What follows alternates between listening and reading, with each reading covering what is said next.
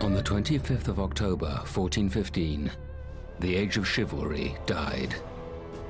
This was the moment when 100 years of war came to its bloodiest climax. At Agincourt, an army of French knights, fighting under ancient chivalric codes of honor, came face to face with a new and ruthless approach to warfare.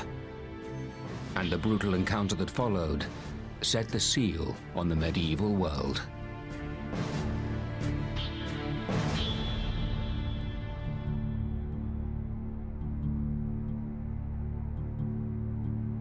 The world's worst century witnessed the longest conflict in history.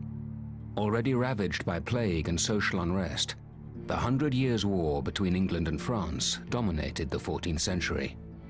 But the pivotal moment came at Agincourt in northwest France. The old order of feudal power was suddenly swept aside. A new, more modern world emerged, of nation-states and monarchs. Agincourt is the classic story of how Henry V triumphed over the French against impossible odds. A few thousand bowmen, the original band of brothers, snatched a heroic victory over some 25,000 knights. But this film has unearthed contemporary records and first-person accounts of the battle, hidden away in the archives of ancient universities and libraries, here and in France, that tell a different story. This is the dramatic eyewitness view of the last and bloodiest pitched battle of the medieval age, in which valor in combat was to prove no match for a ruthless war machine. John Stevens was a chaplain with King Henry V's army. His chronicle of life on the road with Henry's men records the English experience of Agincourt in minute detail. This extraordinary account, detailing the personal stories of the men who fought and died there, forms the basis of this film. Men like John Leveridge and William Thornton, who were professional archers from Lancashire, and Davy Gam, a Welsh mercenary and a former rebel. He'd switched sides and become Henry V's personal bodyguard, with a moral duty to fight and die for his king. First-hand accounts of the battle from the French point of view have been locked away in documents buried in their national archives. From these untapped records, we can piece together the personal stories of the Frenchmen who would meet the English at Agincourt. Their commander, Marshal Boucicaut. His battle plan, recently discovered in the archives, reveals how his knights should have crushed the English. And we can tell the extraordinary story of two of France's greatest noblemen. Sir Gilbert de Lannoy, one of France's most decorated knights, and the Duke of Brabant, a scion of the Burgundy family. Their stories reveal how the defeat at Agincourt was the result of a fatal devotion to an outdated code of honor.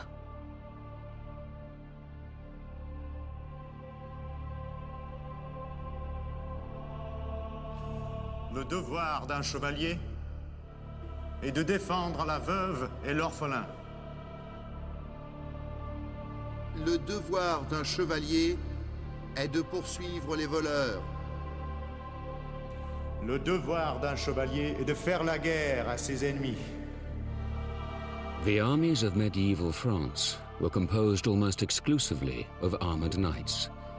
In 1415, Sir Gilbert de Lannoy was amongst the most illustrious in the land. A veteran campaigner, he'd been on his first crusade at the age of 12.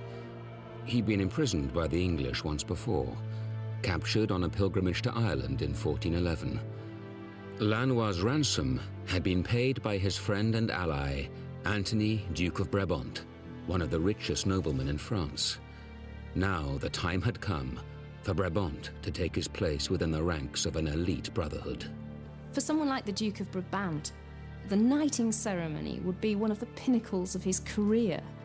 It's a ritual purification. He has to have the vigil overnight in church. He has ritual baths so that his sins are washed away from him. And he is being inducted into a whole new way of life. As a newly dubbed knight, Brabant was submitting to an ancient code of honor and courage. It was known as the Order of Chivalry, and France was its heartland. Nowhere in Europe was the nobility so committed to its lofty ideals. There's no easy way of describing what chivalry actually means. It's all about the one person. It's not about the organised military effort. It's about personal glory and proving yourself the strongest, the best, the most loyal, the most courteous, the most devoted to women, the absolute acme of perfection. Es-tu prêt à te soumettre au devoir du chevalier et à choisir la mort plutôt que la lâcheté? Si j'avais déjà un pied au paradis, je le retirerais pour aller guerroyer. Everything in that ceremony meant something. We tend to think of knighthood now as being tapped on the shoulder politely with a sword. That didn't happen. In medieval knighthood, it's the slap across the cheek, and that is the last blow that they should ever accept and not return. And then he is acclaimed by everybody as a member of this chivalrous elite. He is now an official knight.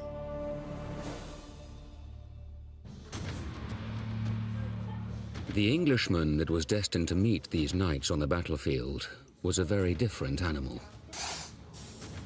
In medieval Europe, the English longbowmen had a fearsome reputation. In the town of Salisbury, on their way to join up with King Henry V's army, one group of archers from Lancashire was already stirring up trouble.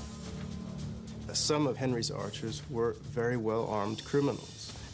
He had emptied jails, he had offered amnesties for people that would come to France and fight in his army. The Sunday after St. Peter in Chains, a crowd of the Duke of Lancaster's bowmen, engaged to set out with the king overseas, attacked many of the city's men in the Fisherton Ale House, killing 4 of them, viz. John Baker, William Hoare, Henry, his servant, and John Tanner. To consider what to do about the terrible affray. The chaplain's account doesn't record what triggered the violent attack by the Lancashire bowmen. But we do know the names of 2 of the archers involved, William Thornton and John Ravaged. In August 1415, they were amongst thousands of volunteers from all walks of life, lured to Southampton by the prospect of adventure and profit in a war against France.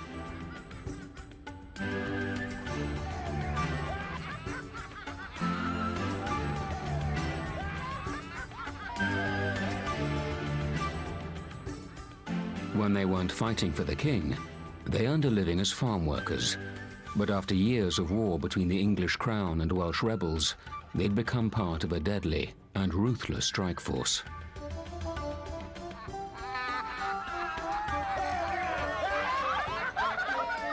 The English army is largely composed of archers. These are people that you are not going to mess about with. They are armed to the teeth, and they are professional killers. They are men who have trained every single week at the archery butts. They know how to handle their weapons, and they are hugely skilled in the use of that weapon. By 1415, the longbow was an important part of everyday life in England and Wales. For the past century, archery practice had been compulsory on Sundays. The aim was to ensure a steady supply of bowmen for royal service in the conflict we now call the 100 Years' War. With an ambitious new king in charge, archers were going to be needed. In 1413, Henry V had inherited the throne. Henry's first move was to strengthen his popular support by reasserting an ancient English hereditary claim to the French crown. I don't think there's any question at all that Henry V genuinely believed that he had legal rights in France and that he was justified in making war. But at the same time, Henry V is launching this campaign in order to stabilize the position in England. His father had usurped the throne from Richard II, and that had created an awful lot of difficulties. And so one of the best ways of stabilizing the country at home was to launch an aggressive war overseas, uniting the nobility behind him. Tempted by the prospect of a profitable looting spree, more than 11,000 battle-hardened soldiers had signed up for duty in Southampton. Next! I'm John Leverage. Who are you with? Lancaster and Archer, with the Duke of Lancaster. Henry V's army was hugely experienced. A lot of his men were his trusted men of arms who'd fought with him in the Welsh Wars. They'd had lots of experience of fighting together as units. To raise a fleet, every ship in the country had been commandeered. Every town had sent provisions. Every goose in the land had to sacrifice 6 wing feathers for arrow flights. England was witnessing the beginnings of its first professional army. Henry V knew that what mattered was paying your troops, making sure they were well paid, fed, watered and supplied. And he knew that that was absolutely critical. Everything's organised down to the last detail. He draws up muster rolls. Everything is paid for. And it's a personal relationship with the king that you quite simply don't get in France. John Leverage, Master Bowman, is retained by us to provide war service in the expedition we will make shortly, taking for himself 6 pence per day, sealed in the 3rd year of our reign, 1415. The English were streets ahead of the French in their military organisation. Next! The French were still in the 15th century operating in a very feudal manner. In other words, the French king was calling upon the aristocrats of France to appear because of their feudal obligation. Name? William Thornton. The English were moving forward to what we know as a contract system, where the king would buy support for an extended period of time under specific terms of service. William Thornton, yeoman, armed and arrayed appropriately to his rank, is retained by us to provide war service in the expedition we will make shortly, taking for himself 6 pence per day, sealed in the 3rd year of our reign, 1415.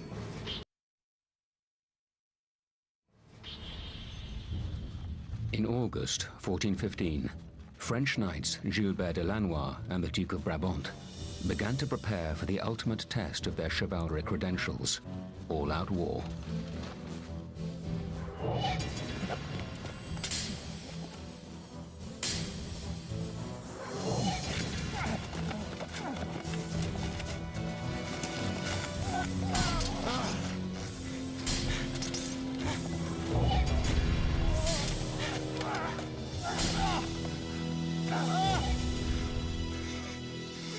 The knight of medieval Europe was the warrior elite.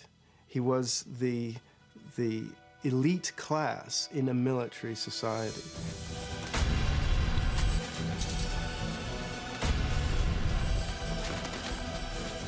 These people existed to fight. That was their reason for being. That was the core of their existence. Protected by the latest steel plate armor and equipped with state-of-the-art weaponry, a French knight was a fearsome killing machine. With the right leadership, Lannoy and Brabant would be invincible. But France had a problem. King Charles VI was mad. The French King Charles VI is suffering periodic bouts of insanity. During these bouts of madness, he suffers from the delusion that he's made of glass. He's a transparent pane of glass, which is not good news in terms of leading an army into battle. Charles had even ordered that steel rods be inserted into the seams of his clothing to prevent his body from shattering. With the king incapable of ruling, France's noble houses were engaged in a bitter power struggle. Medieval France, with a population of 15 million, was 5 times bigger than Henry's England. But his subjects were divided into rival fiefdoms, each with their own private armies. Supremacy was disputed between the lords of Armagnac and John, the Duke of Burgundy. France is wrapped up in a vicious and violent civil conflict. The great princes of the blood are vying with each other for political power. France was divided between two camps, the Armagnacs and the Burgundians, and it was that hostility which was much more important than any great sense of Frenchness. With a weak king and a fractured state, it seemed that France was ripe for the plucking. On the 14th of August, 1415, Henry V seized his opportunity, and the final chapter of the 100 Years' War began. His army landed in Normandy. On his way to the Great Battle of Agincourt, Henry attacked the rich port of Harfleur. But for 5 long weeks, the French garrison held out. By mid-September, English supplies were running low. Hundreds of Henry's men were dead. Then, unexpectedly, the gates of the town were thrown open in surrender. One of the first men into the town, the Welsh mercenary Davy Gam. His first prisoner, the captain of the French garrison.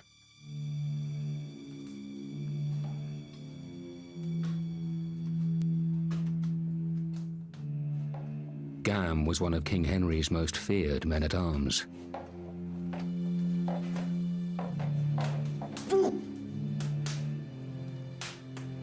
He'd been fighting in battle since the age of 16. And he was renowned for his ability to kill with a single blow. Gam's favorite weapon? The spiked warhammer.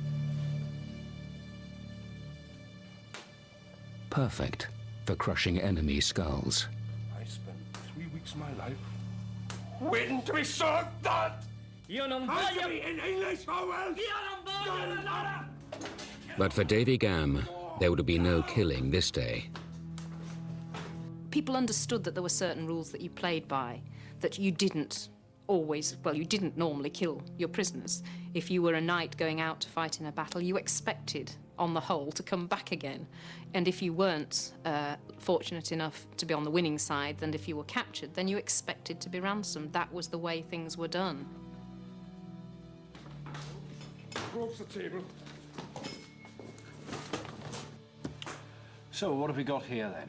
Sono il duca di Harcourt. Fine. Duke of Harcourt. Mi rifiuto di parlare... Well, he speaks Italian or French, we don't know. Let me finish this word now. Davy. No. Let me finish this word now! No! On the Bible. Swear. As the captains of Harfleur had agreed to surrender, in accordance with the Code of Chivalry, they were released. On one condition, that they turn themselves in at the end of the campaigning season and submit to King Henry as prisoners for ransom. It is quite extraordinary how committed these knights were to the Code of Chivalry. They all turn up to a man after the Battle of Agincourt. And I think to modern minds that is completely incomprehensible. You know, why didn't they just scarper while they had the chance? See what we got here. The killing of prisoners was off limits. But for the English longbowmen, Thornton and Ravaged, basic survival was top of the agenda. By the time Harfleur fell, they hadn't eaten a decent meal in 2 weeks. Looting and the spoils of war were part and parcel of the package. The soldiers who were fighting in Henry V's army, just like any other medieval war, were there not only for the honour and glory that could be won, but also to grab whatever they could carry. There were specific rules permitting this to take place.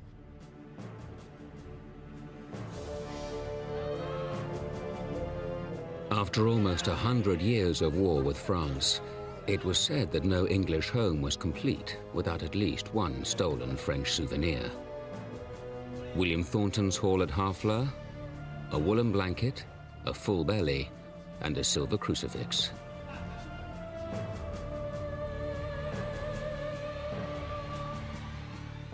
Amid much lamentation, tears, and grief, 2,000 townsfolk were escorted beyond the limits of the army, lest they should be molested by the thieves amongst us, who are more given to pillage than to pity. And thus, by the judgment of God, they became travelers where they had thought themselves inhabitants. And it was granted to each at departing 5 sous.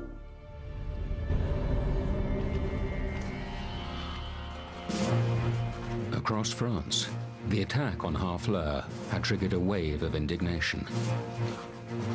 By order of the king's government, France's sacred war banner was unfurled, signaling a chivalric crusade against the English. Oyez! Tout chevalier de venir se mettre à son service! In the city of Rouen, France's nobles gathered with their armies in readiness for war. Amongst them, French knights Sir Gilbert de Lannoy and Anthony, Duke of Brabant. Contre des Anglois, ses ennemis! Par la grâce de Dieu, le roi de France demande tout chevalier de venir se mettre à son service et d'aller à l'encontre des Anglois, ses ennemis! In September, the sacred banner of France, the oriflamme, is unfurled. It's taken out of the Abbey of the Kings at Saint-Denis. The presence of a foreign king and an invading army seems to have really rallied France in a way that I don't think Henry expected, and I don't think the French did either. Thousands and thousands, more and more, are turning up. The commanders have no idea how many are going to actually arrive, but it far exceeds expectations. But it wasn't only the French nobles who were stirred up by the call to arms. In Paris, more than 6,000 common townsfolk signed up to fight the English. Le roi ne devrait pas accepter l'aide de ses manants. Nous sommes déjà 3 fois plus nombreux que les Anglais. La plèbe ne mérite pas de porter les armes. The French nobility do not want to run the risk of arming the peasantry. It's just seen as too dangerous. Second, and much bigger reason, is the whole chivalric outlook. Because France is the home of chivalry, it should be the aristocracy that form the army and win the battles. And they don't want the ordinary rabble, the hoi polloi, getting any of that glory. The army that would save France was to be a noble one. And for the French knight, the Duke of Brabant, a full-scale pitched battle would be his first chance to test his chivalric mettle. Agincourt was a great opportunity for any knight like the Duke of Brabant who hadn't actually taken part in a battle to prove his worth, to prove that he had actually not only been theoretically awarded knighthood, but deserved it. So there was great pressure on him to perform, as it were. But the civil war in France imposed other obligations on the Duke of Brabant. His older brother, the Duke of Burgundy, controlled 1/3 of all France, and he was plotting to usurp King Charles and place himself on the throne. My Lord of Brabant, it is now some time since our king has marched against the English and ordered us to hold ourselves in readiness for war. We need hardly state that we require you not to attend the summons of the king or any other lord, whatever might be his rank, under pain of our displeasure. Burgundy had sworn never to fight on the same side as King Charles. Now he ordered his brother to stay at home. Brabant's choice: defy his family or miss out on the most glorious moment of his career.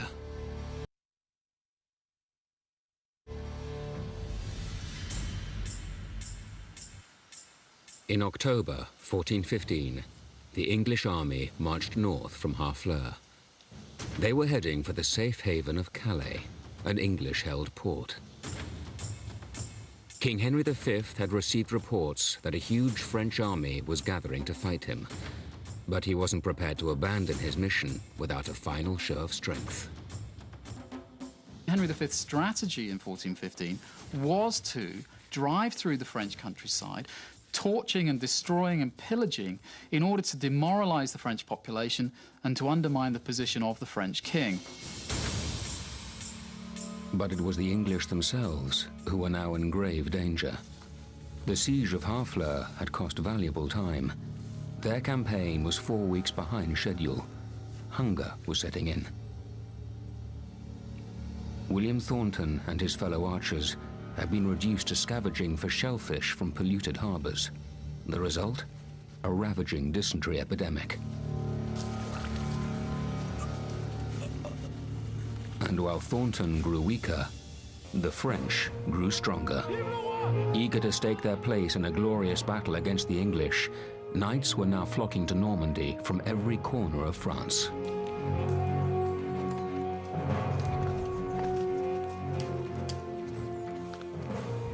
The mood as the French army builds before Agincourt is we can leave the civil war, we can leave the feuding behind. It's a moment of destiny that might go somewhere absolutely amazing, and people suddenly start thinking, I don't want to be left out of that. I don't want to be the person who was at home when that happened. Whilst Brabant wrestled with his conscience, the combined forces of the French nobility were now closing in on Henry's men. For the English troops moving through the Norman countryside, it must have been a terrifying experience. All the way they were being followed and harassed by the vanguard of the French army, and we shouldn't underestimate just how bedraggled and tired the English army was as it moved through the Norman countryside, trying to seek Calais as a last refuge. The 29th of September. Died of the bloody flux Robert Piper, Thomas de Keeley, Roger Pemberton, and William Thornton.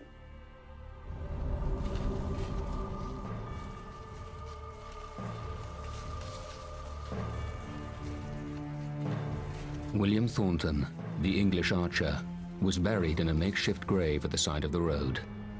French scouts looked on as more than 2,000 Englishmen, 1/4 of Henry's army, died of dysentery. But the soldier in charge of the French army was in no hurry to do battle. In the absence of the mad King Charles, command had fallen to his most loyal general, Marshal Jean Boucicaut. Boucicaut was a rarity in medieval France, a man of common stock who'd risen to become a knight of grand renown. Someone like Boucicaut, who may not have been the highest born, was able to become one of the most important military leaders of his time because of his prowess. He was one of the greatest jousters of his day. He was famous for his extreme devotion to training and fighting and tournaments. Boucicaut knew the English were getting weaker by the day, but experience told him to bide his time. Small English armies had inflicted heavy defeats on French forces before in the 100 Years' War, at Crécy and Poitiers. In those battles, French cavalry charges had been decimated by units of English archers, fighting in groups alongside armored knights and men-at-arms. Boucicaut was determined not to make the same mistake. The question was, in the heat of battle, would France's nobility take orders from a man they considered to be their inferior? Boucicaut drives the English further and further inland, away from their supplies, knowing that their army is weakened. There's a mood of desperation in the English army. It's an absolute crisis point. The 14th of October. When we made camp to share out the provisions, such was the shortage of meat and bread that many had to eat nuts and leaves. With these delicacies, the athletes of England were fed. Then, a sudden breakthrough. On the 15th of October, the English found a shortcut across the River Somme. It seemed they had eluded Marshal Boucicaut's army, and the safety of Calais was now just a short march away. Just as we reached the top of the hill, on the other side, we saw emerging about half a mile away from us the grim-looking ranks of the French, filling the broad field like a countless swarm of locusts. And the forest of spears, with the great helmets gleaming in between, was truly terrifying. And there was only a valley, and not so wide at that, between us and them.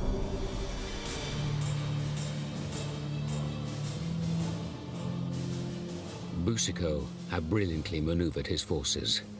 He predicted the exact point where the English would cross the River Somme. And he'd sent his main army ahead in a pincer movement, cutting off their escape route to Calais. The English were trapped.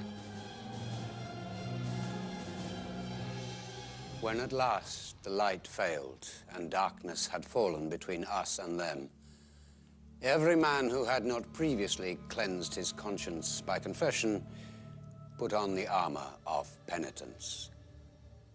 And the only shortage that night was one of priests. John Leveridge, Davy Gamme, and the rest of the English army now knew a pitched battle was unavoidable. Tomorrow, they would come face to face with a vast horde of armored knights. Just half a mile away, a very different mood. Through the night, the French nobles mocked King Henry and drank to the coming victory. The French were hugely, hugely confident. Because they outnumbered the English at least by 3-1 and possibly 5 or 6-1. I think the French just couldn't believe that a small force, having only a small percentage of noble warriors, could possibly compete with their numbers.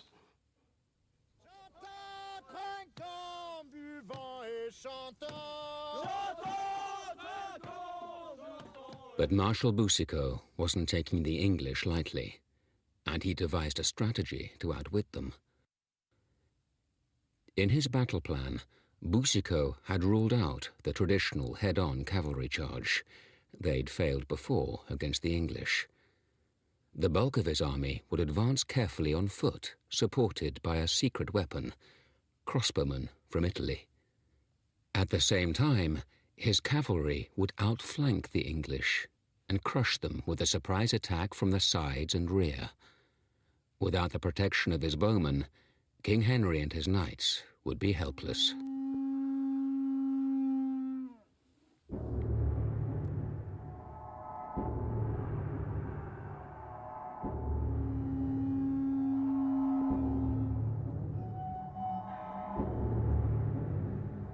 At dawn, on the 25th of October, the combined armies of the French nobility prepared to bury their differences and crush their weakened English enemy.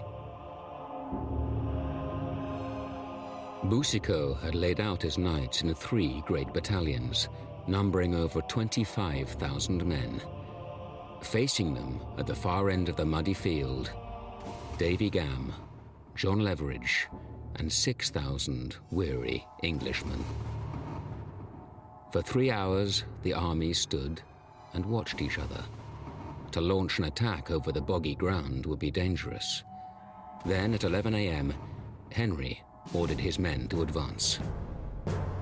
A bowshot's distance from the French lines, John Leveridge and his archers hammered their stakes into the mud, strung their bows, and waited. The English archers, in order to enrage the French and to cause them to drive at the English line, waved 2 fingers in the air in that famous modern salute. The story is that the French had threatened, if they captured the archers, to cut off those fingers to prevent them ever firing a bow and arrow again. And Marshal Boucicault now had cause for concern. Through the banners that were cluttering the front line, he could now see the English archers had taken up position at the narrowest point on the battlefield. Protected on each flank by dense woodland, there was no room for Boucicault's horsemen to make their flanking attack. But for the French nobles, the crude taunts of the English had become too much to bear. Without waiting for orders, the leader of the cavalry, William de Saveuse, launched a head-on charge against the English line.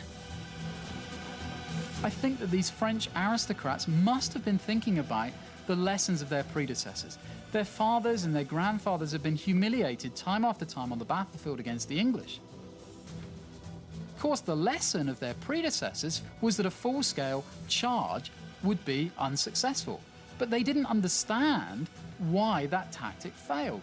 Their way of thinking was that the charges given by their fathers and their grandfathers had failed because those men were not chivalrous enough.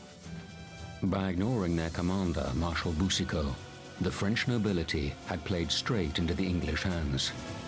A head-on cavalry charge into the lines of battle-hardened English troops was doomed.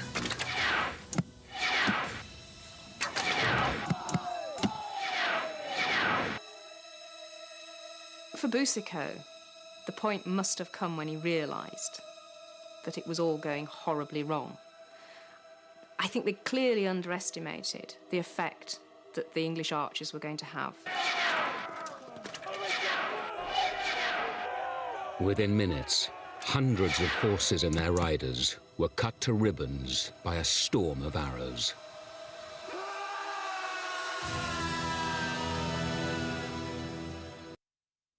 Six days before the Battle of Agincourt, the Duke of Brabant, the French aristocrat who had yet to be tested in battle, defied his brother, the Duke of Burgundy, to fulfill his chivalric duty. The whole chivalric code had this idea that there were grades of fighting that you had to go through. The most honourable of all is to take part in a battle. And that gives you brownie points on a massive scale because it is the highest form of fighting. And so to be offered the opportunity of fighting in a great battle, particularly a battle against the ancient enemy of France, against England, was something that somebody like the Duke of Brabant really couldn't turn down.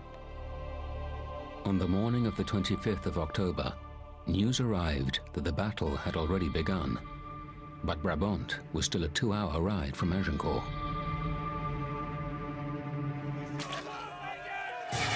"18 miles away, the French commander Marshal Boucicaut's carefully laid plans were being shot down by a ruthless English war machine. Gilbert de Lannoy and his fellow knights looked on in horror as the French cavalry was cut to pieces. Now, with their honor on the line, there could be no going back. Your every move is being weighed in the scales of chivalry. If you flee the battle, somebody is going to be there, probably the herald on the sidelines is going to be there, marking down that the chap with the red cross and the silver whatevers had fled the battlefield, and they will look him up and write it down, and it will go in your annals of your family history.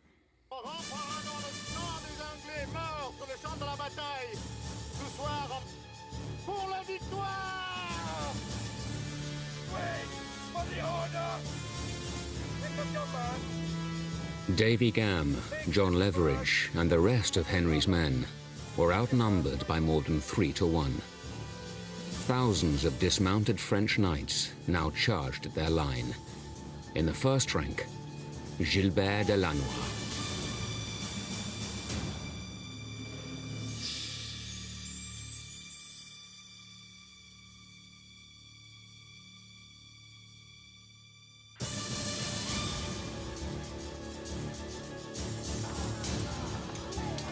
The French thundered into the center of the English line.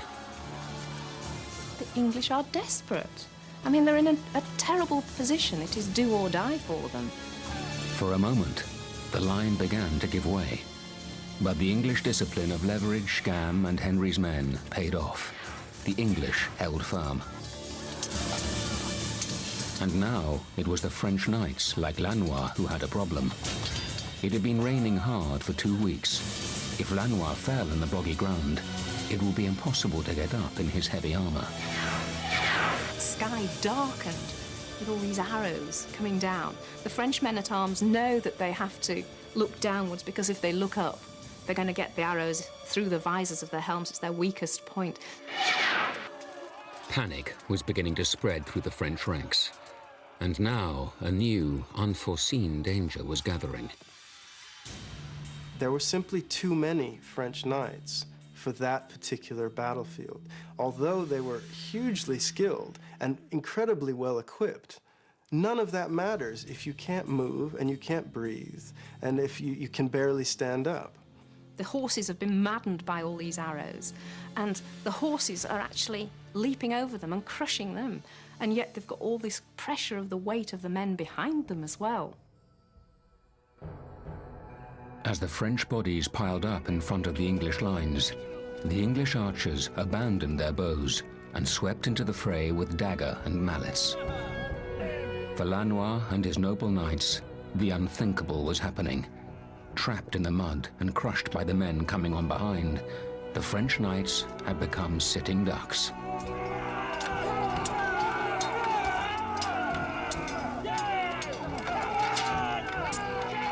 Up close and personal, this would have been a very, very dirty, unpleasant business.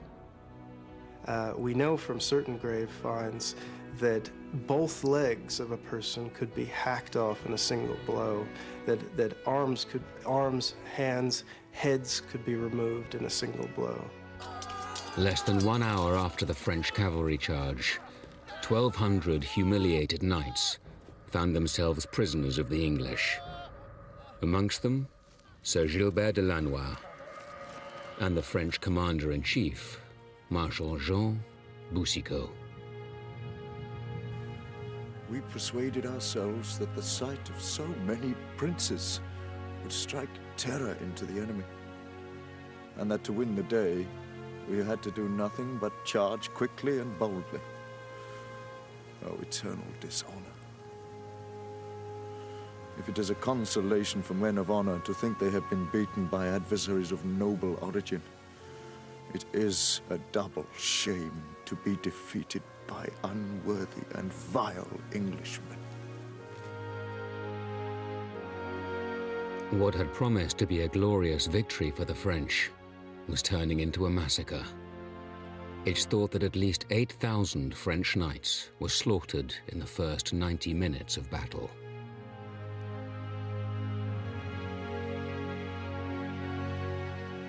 Men trod on their own entrails. Others vomited forth their teeth. Some, still standing, had their arms cut off. The dying rolled in the blood of strangers.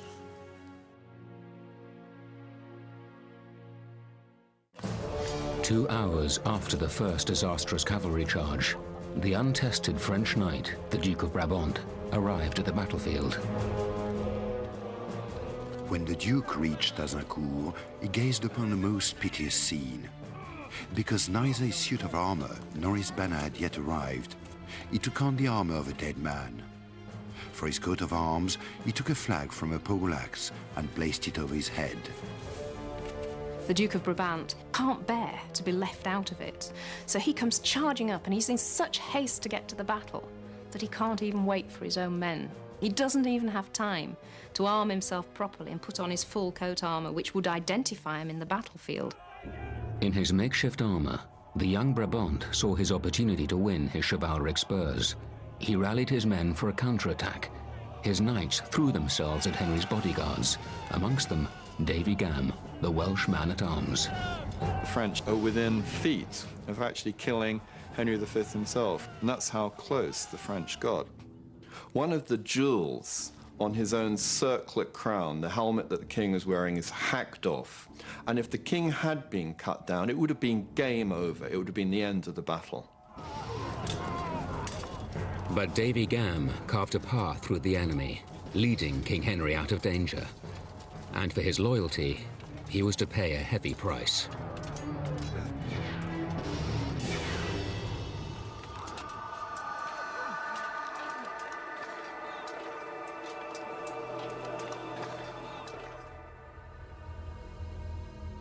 As a member of the king's personal guard, Gam was taken to a medical tent at the rear of the battle. An anesthetic made up of opium, hemlock juice, and boar's gallbladder was administered.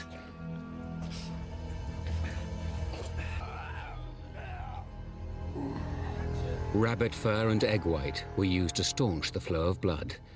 But for serious injuries like the axe wound in Gam's arm, amputation was the only treatment on offer. A hot iron was prepared to cauterize the wound. But by now, there was little point.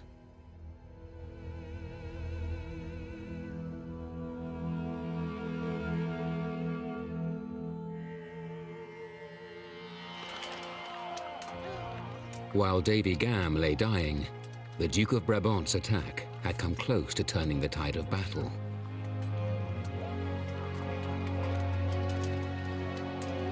But it was not to be, and Brabant's glorious charge would bring only greater disaster. By mid-afternoon, a famous English victory was almost secure. But King Henry now had a problem. He'd taken thousands of prisoners, far more than his men could handle. Fearing they would rise up and join Brabant's last-ditch attack, Henry now called up his toughest unit of archers, amongst them John Leverage.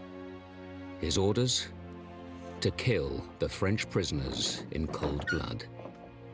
During a counterattack by the Duke of Brabant, the cries went up, "Kill your prisoners!"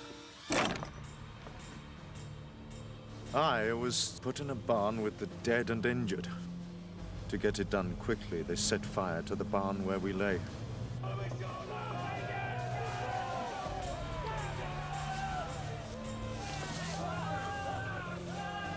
Thanks to the grace of God, I escaped on my hands and knees, but was taken again and sold to the Duke of Cornwall. More than 2,000 prisoners were burned alive or butchered by Leverage and his fellow longbowmen. It was a shocking violation of the chivalric code. This one thing is seen as being the big blot on Henry V's character is that he ordered the massacre of all the French prisoners during the Battle of Agincourt. It just goes against all our notions of what chivalry is meant to be. We have to understand that when Henry V had taken those prisoners, it was an entirely sensible military decision to kill them. The rear of the English line was under attack. There was a danger that those prisoners might break free from their captors and attack the English force from the rear. King Henry had ordered that only the top nobles were to be spared. In his makeshift armor, the aristocrat Brabant was mistaken for a servant and killed.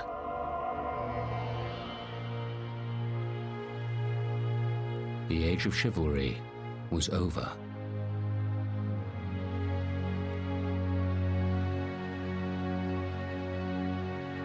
The battle that had set the seal on the medieval age decimated the French nobility, which lost its hold on power. But in a final twist, this defeat would sow the seeds of victory.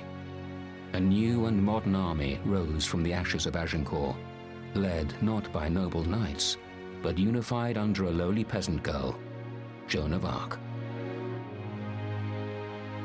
Fighting for an emerging nation, France, the French would finally defeat the English and end the 100 Years' War, the conflict that had dominated the 14th century.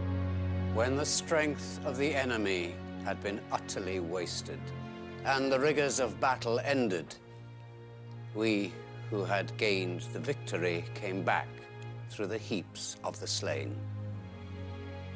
And I truly believe there is not a man with a heart of flesh or even stone who, had he seen and pondered the bitter wounds of so many Christian men, would not have dissolved into tears time and again for grief.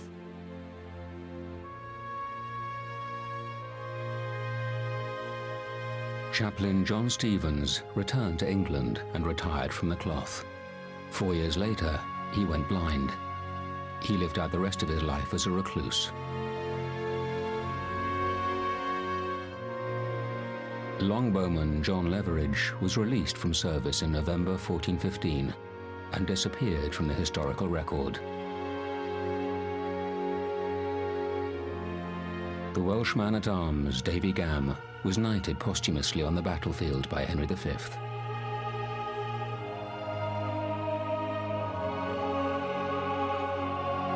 And the French knight, Sir Gilbert de Lannoy, spent 2 years in an English prison.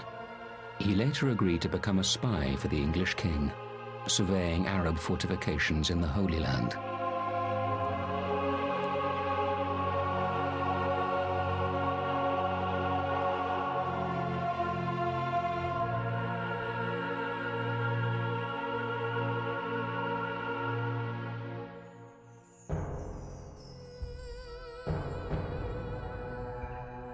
Explore Agincourt and medieval Britain further at channel4.com/history. Next Monday, we reveal more about Batman and the men who stormed the palace. Details coming up. Next tonight, Without a Trace.